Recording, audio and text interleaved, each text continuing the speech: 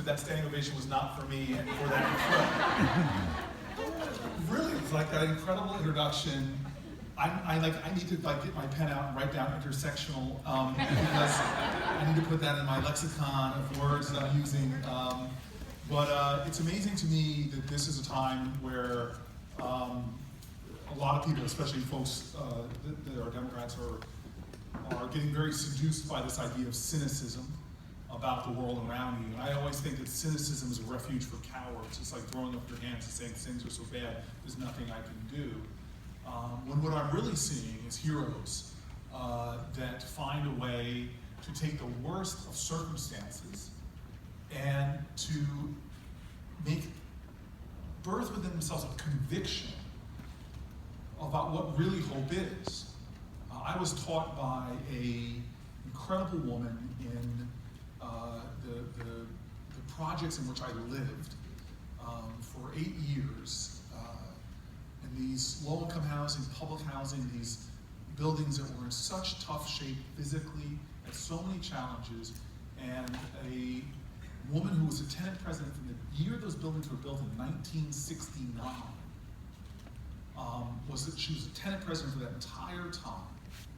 By the time I moved into the buildings in the late 1990s, she was my mentor, my teacher. I was a Yale-trained lawyer, fresh out of law school, but this was a person, I always say I got my BA from places my JD from places like Yale, but my PhD from places like the streets of Newark. And one of the best spiritual gifts she ever gave me was when I started learning more about her life and seeing how much pain she had to endure.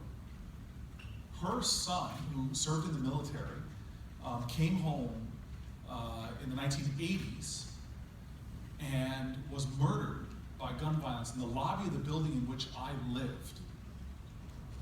And when I found that out, I said to her, why wouldn't you move out? In fact, I was pretty sure that she and I were the two highest income earners living in those buildings. In other words, we could have moved out and lived in many different places. And I said that to her. She goes, well, why do you still live here? She goes, why do I still live here? I go, yes, Ms. Jones. She goes, why am I still in apartment 5A? Yes, Ms. Jones. Why am I still the tenant president? I said, yes, Ms. Jones. And she goes, Corey, she almost looked like she was offended by the question. She goes, it's because I'm in charge of Homeland Security. What this woman taught me is that hope does not exist in an abstract. Hope is a response. You can't have great hope unless there's great despair. That's where hope shows its courage. It's the active conviction that despair will not have the last word. And hope is this active word, it's this sacrificing word, it's this ignition that happens within a person's soul that no matter what the circumstances, I'm going to be an agent of hope. I'm going to not curse the darkness, but be that light. And so when I get introductions like this, it's really humbling to me.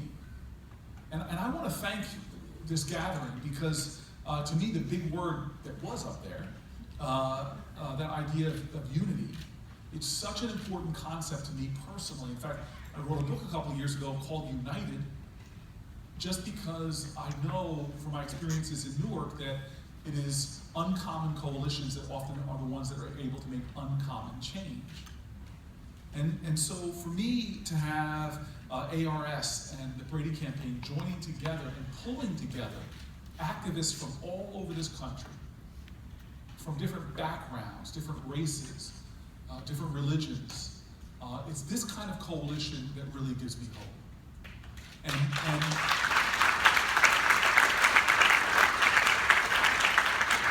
if you will allow me, I would really, my hope is, in the few minutes I have with you, is to just encourage you all. I know that you've heard from a guy who is truly an awesome patriot, Chris Murphy, my colleague, who I still remember that night before the filibuster, when he and I were furiously talking back and forth, and how deeply personal this issue was for him. Politics is important, policy is important, but this was something at the core of his being, and I'm so grateful that he was here.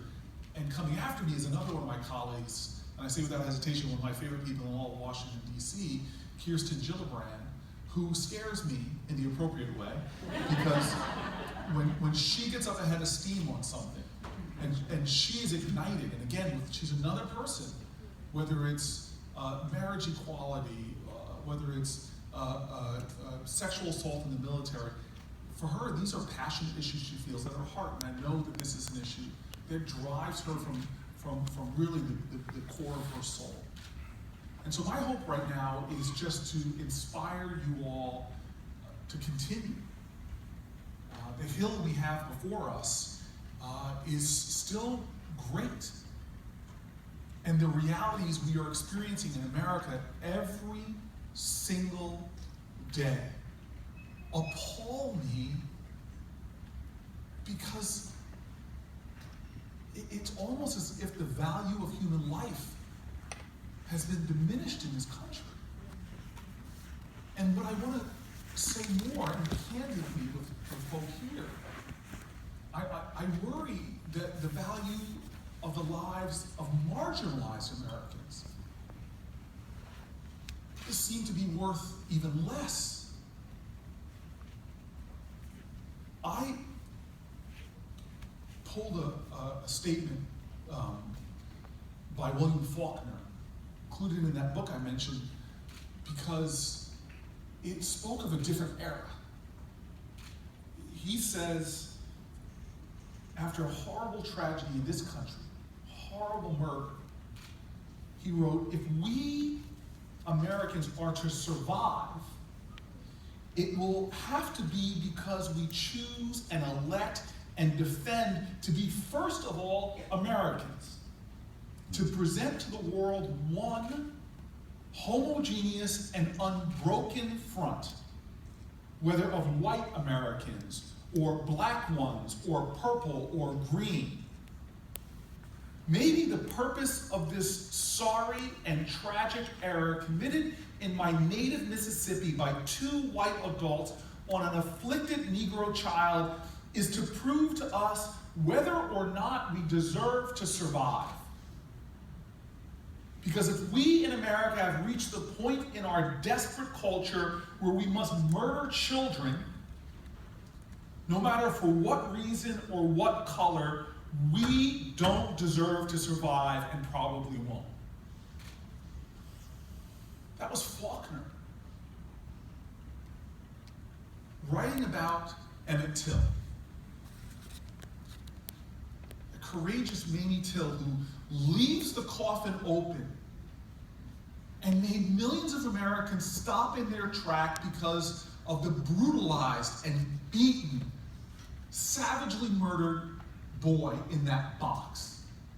And as he says, it didn't matter for what reason, what purpose, didn't matter his color. This was an American child murder. And this is how I come at this issue. Because for me, I have memories I wish I could get out of my head. I've stood on too many street corners, staring down at too many bodies of black boy after black boy murdered in our country.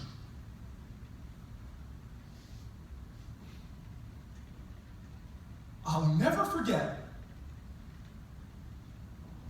a kid in my building in Newark. God put him right in front of me. He was this young man, Hassan Washington. He was there when I would come home at night. And I knew that the rules of this country were different for him than to me when I grew up. I grew up in a suburb, in a wealthy community. Literally, my parents had to get a white couple in 1969 to pose as them to buy that home. I grew up in an affluent community. We in my community had wide margins for making mistakes. Had a very different experience with the criminal justice system. Brian Stevenson says, we in America have a justice system that treats you better if you're rich and guilty than poor and innocent. Drug experimentation. Felonies. 4 friends of mine on senior cut day went and kicked open a back door to a liquor store and stole a few cases of beer. They were caught and the right things happened. Their parents took care of it, nothing happened, nobody was in jail. Well, today, if you're in a different community and the same thing happens, go to Rikers Island right now and see what's happening to our children who, before they get a trial, are in places like that for months and years before trial. Experience traumas, things that other countries call torture, like juvenile solitary confinement. And so here I walk into my lobby, and there is Hassan Washington and his friends, and I smell something I hadn't smelled that pungent since I was in college. But I knew this wasn't a bunch of Stanford students breaking drug laws, like 2 of the last 3 presidents admitted to doing, and that wasn't even just some marijuana, those were felony drug use. That these kids didn't have a margin for error, that this was a dangerous game, not just with law enforcement, but a dangerous game because of the prevalence at epidemic levels of gun violence. And I tried to intervene. I asked the kids, let's go out, let's do something. I made the mistake of letting them choose the movie, and I ended up in something called Saw 2. Why would they make a 2? I took them out to dinner and started fixing some of them up with mentors, but then I got busy with life. I was running for mayor of the city. So busy I didn't follow through, but every night I'd still come home and the boys would be there, and they were like champions to me. I'd be down and discouraged, and these boys would greet me with celebration, lift my spirits, tell me that they were going to vote for me, which I knew was not true because they were not 18. And then I become mayor. I dreamed of this job. I had reached the pinnacle of my life's ambition. I was mayor of New Jersey's largest city, and immediately I got death threats on my life. The FBI warned me, police wrapped around me, and stationed in the projects where I was living, safest it had been in a long time. And I lost track of the guys, because I don't care who you are, where you grow up, you're not hanging out in the lobby of a building with a bunch of police officers there.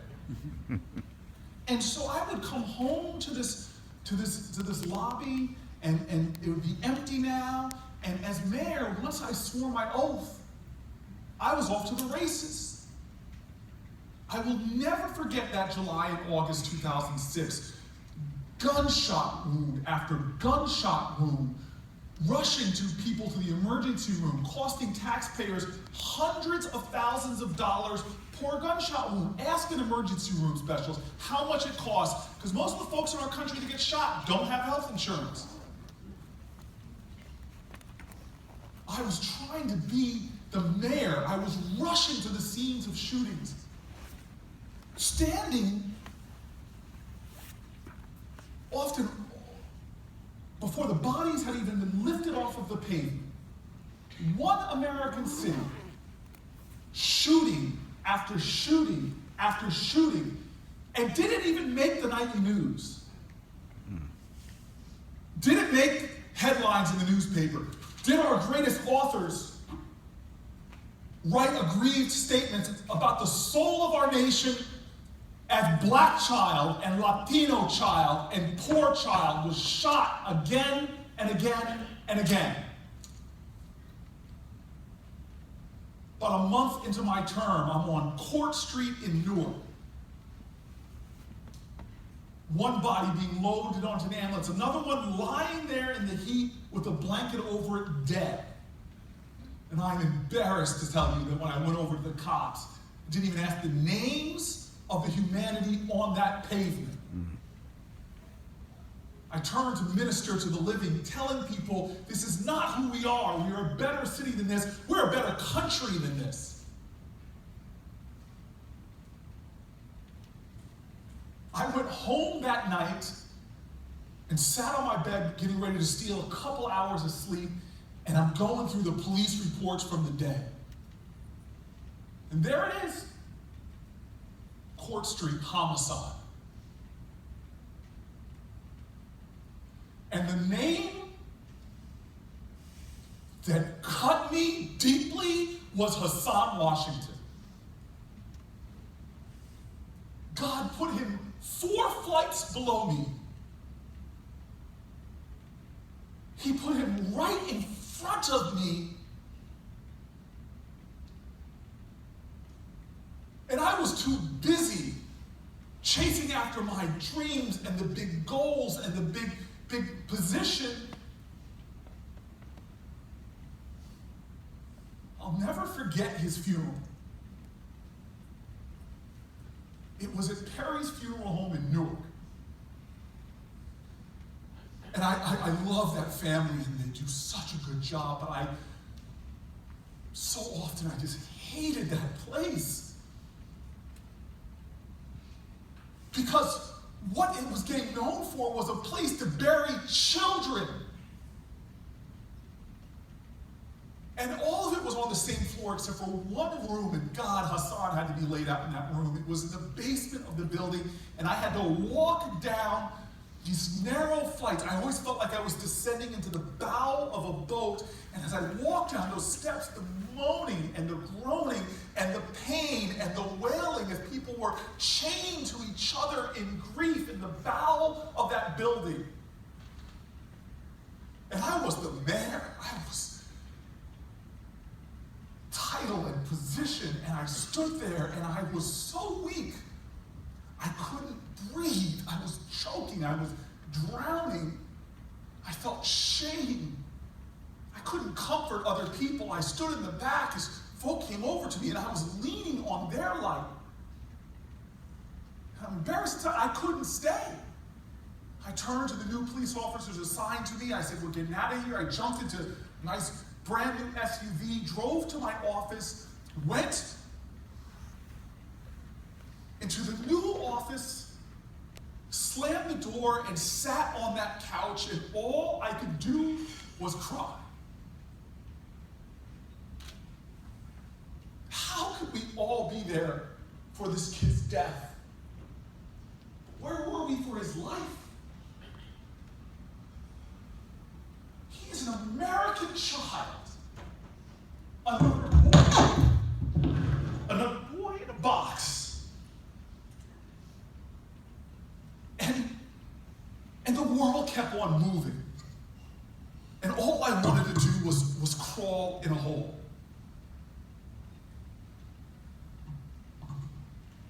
We did an analysis of the murders in my city. And we found out that pretty much all we could find, every single shooting in Newark, and I challenge you to check other cities, every single one except for one in which a correctional officer used her sidearm in a mental health crisis to murder her child and murder herself. But every other murder, thousands of shootings, where we apprehended the individual, it was done with a gun acquired illegally. Not law-abiding citizens buying guns.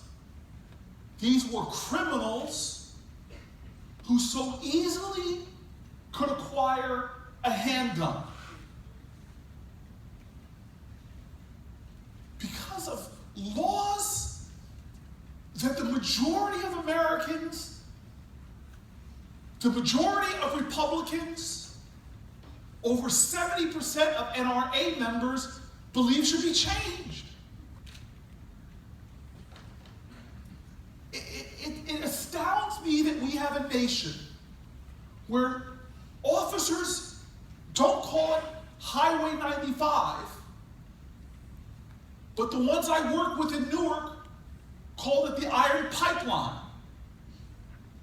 Because anybody without a background check, anybody without proof could go to a gun show and fill up with weapons that they needed to cause carnage on our streets.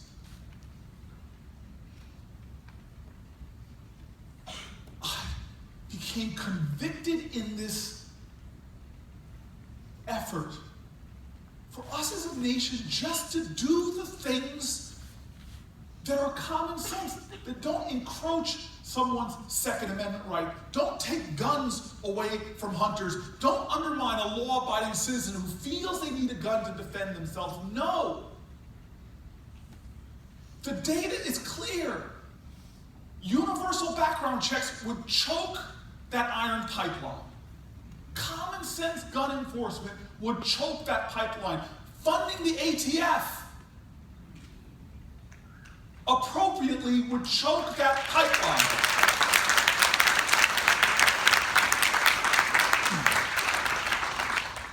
And so I'm not calling for some radical approach. I stand in the majority.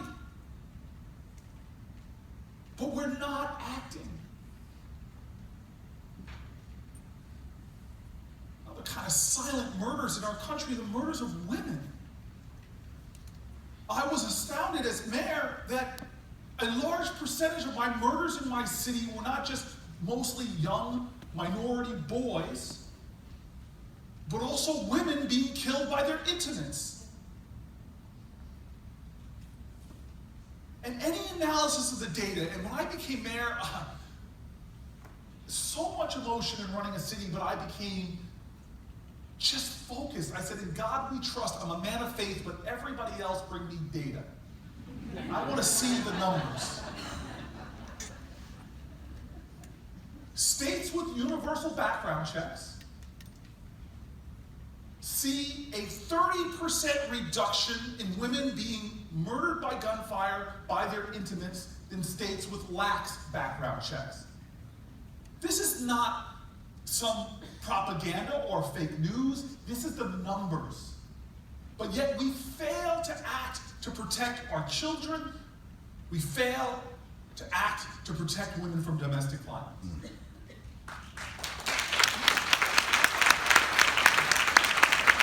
And so I came here today to talk to folk who got to get other folk woke. Martin Luther King said it. In a movement to exalt the dignity of humanity, which is this movement. The dignity of urban youth, the dignity of children, the dignity of women, the dignity of America. He said what we will have to repent for in this day and age is not the vitriolic words and violent actions of the bad people, but the appalling silence and inaction of the good people. He said that change does not roll in on the wheels of inevitability. It must be carried in on the backs of soldiers who are relentless and tireless in their pursuit of love. And so we are on the right side of history. But just because King said the arc of the universe is long, but it bends towards justice, doesn't mean that we don't have a responsibility to be the benders. And that is my call to everyone here.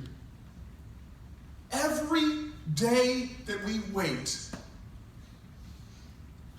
more and more children and young people, hurt people, are being murdered.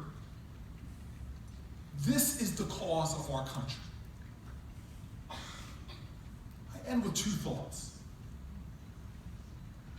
I'm one of these folks that I love faith, I love religion. I've studied Islam and Judaism and Hinduism, and my mama took me to Sunday school all the time, so I study Christianity too.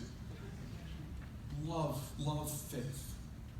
But I always tell people, before you tell me about your faith, first show it to me and how do you treat other people.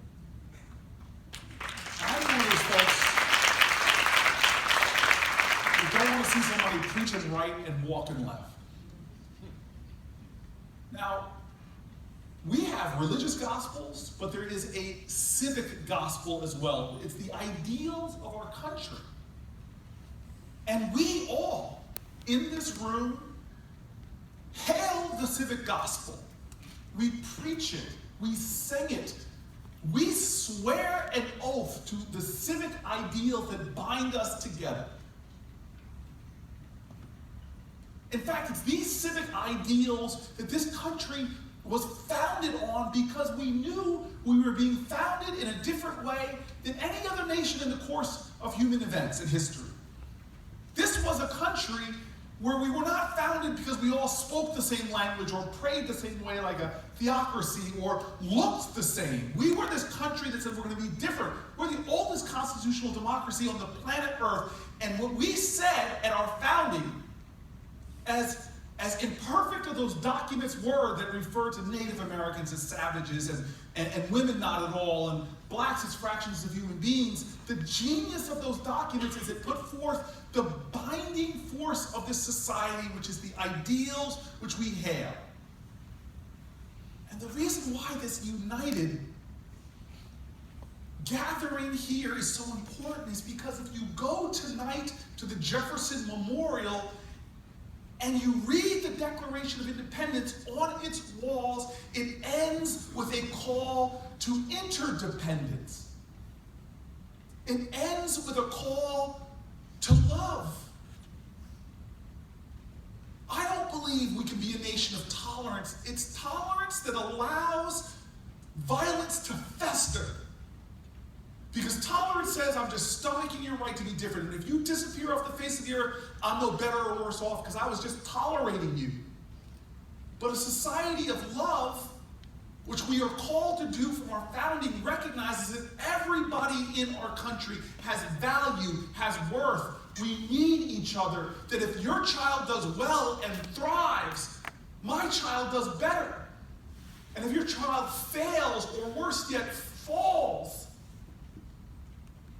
then I'm bereft of that talent and that genius. And so Jefferson, in the founding document, he says, if we're going to make it as a country, we've got to make an unusual commitment to each other. We've got to mutually pledge to each other, the last words of the Declaration of Independence, we've got to mutually pledge to each other our lives, our fortunes, and our sacred honor. And so the question that we must ask ourselves and our families and our communities is, if you believe, like the overwhelming majority of Americans, that we have to do something about gun violence, if you believe that common sense background checks or funding those people that actually enforce the laws, if you believe those things are important, don't just preach it with your mouth, you've got to live it with your love. This is the civic gospel that calls us now. This is the faith we need. So for all of us in this movement, I'll end with the words of that elderly black American woman in the projects. You see, when I was broken, when I was wounded, I woke up that morning after the death of a teenage boy. Too many of our kids died, too many incidences where I had to crawl myself out of bed, pulling myself to put on my clothes and leave my house, even though in this instance I felt like I was 100 feet underwater, and I go down those rickety, broken down elevators in my building, and I come out in the morning, walking through the hallway where Miss Jones's son was murdered. And just as the sun is coming up, I walk into the courtyard, feeling like I'm being choked. And I look across the courtyard, and there is Miss Virginia Jones. And her back is to me, and I stand there, aching, hurting, staring at the back of her head, and then she suddenly, as if she's hearing my cries for help, she turns around And she sees me. And she doesn't say a word. Our eyes held there for a second, and then, as if she was reading my spirit, she did exactly what I needed at that moment in my life. She opened her arms. And I am 6'3", and she's 5 feet and a smidgen. But I scurried across that courtyard like a little boy, and I leapt into her arms. And she held me, and I wept on her shoulder. I just let it all go. And she kept saying over and over again 3 words, rubbing my back. Over and over again saying these 2 words over and over again, rubbing my back. Words that have nothing to do with faith, but have to do with who we are. Not pie in the sky when we die, but who we are now. Not religious words, but words that evoke the civic gospel, words that evoke our ancestors, words that have sustained us during the most difficult times, words that have encouraged us to keep going no matter what the obstacle. She's rubbing my back over and over again, saying the 2 words. Stay faithful. Stay faithful. Stay faithful. This nation has come this far by faith. Faith in each other, faith in our ideals, a faith that helped people endure unimaginable pain and agony and dignities and suffering, but we kept on going, kept on fighting.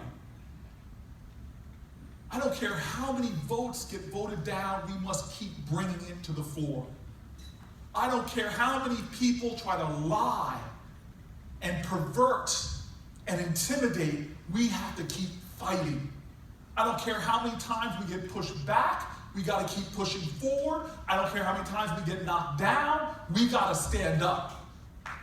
This is an American movement. This is a movement that will make us be more true, that when we win, we can say from our civic gospel that we are indeed a nation with liberty and justice for all. Thank you.